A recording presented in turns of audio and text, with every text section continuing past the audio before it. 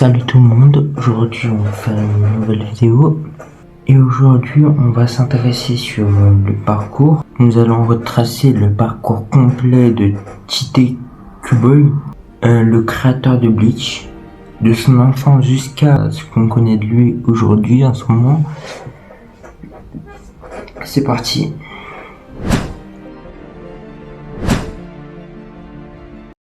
Tite Kubo, né le 26 juin 1977, grandit dans un environnement où les mangas est omniprésent.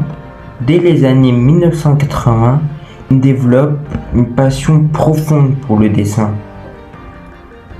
Ce qui est distingué déjà, c'est une attention particulière au style, un goût pour les personnages visuellement marqués. Dans les années 1990, il décide sérieusement de devenir mangaka. Entre 1996 et 1997, il envoie ses premiers travaux. Après plusieurs tentatives, il parvient à entrer dans le milieu. En 1999, il publie Zombie Powder.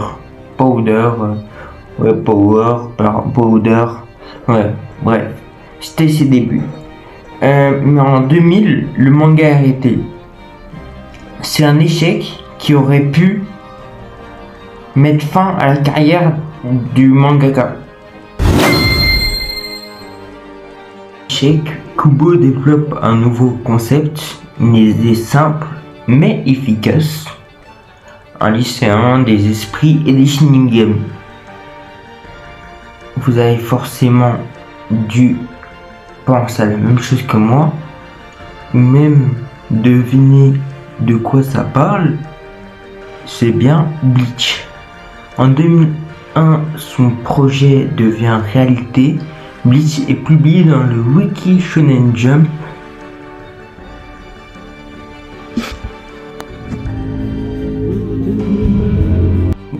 Durant cette période, Bleach devient incontournable.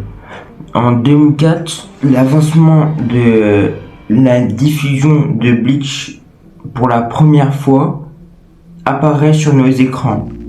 En 2005 et 2010, l'expansion de Bleach devient mondiale.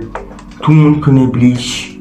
Le succès repose sur un unique univers, des personnages mémorables, un style visuel marquant. En 2010, les contraintes deviennent lourdes pour le mangaka. Les rythmes de publication affectent la santé de Kubo. Entre 2012 et 2016, les critiques augmentent. En 2016, le manga Bleach prend fin. Une conclusion qui va diviser les fans. À la fin de Bleach, Kubo ralentit. Il participe à plusieurs projets, des collabs artistiques, des projets courts. C'est en 2020 qu'il revient avec un contenu Bleach.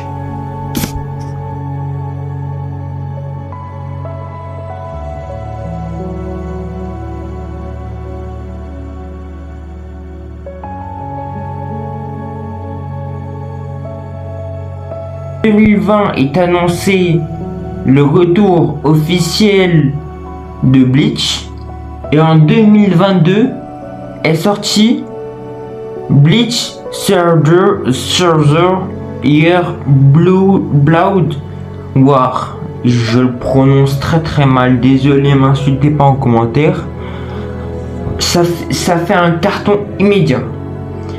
Puis ça a permis qu'une nouvelle génération s'ouvre sur l'œuvre Bleach.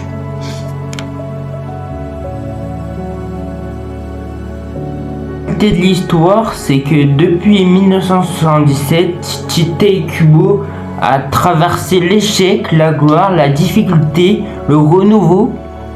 Son histoire montre que le talent doit être accompagné de la persévérance. Les échecs font partie du parcours et une œuvre peut marquer durablement le moral.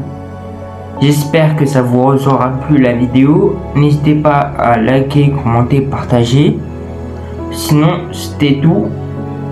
C'était aussi nous. À la prochaine, les amis.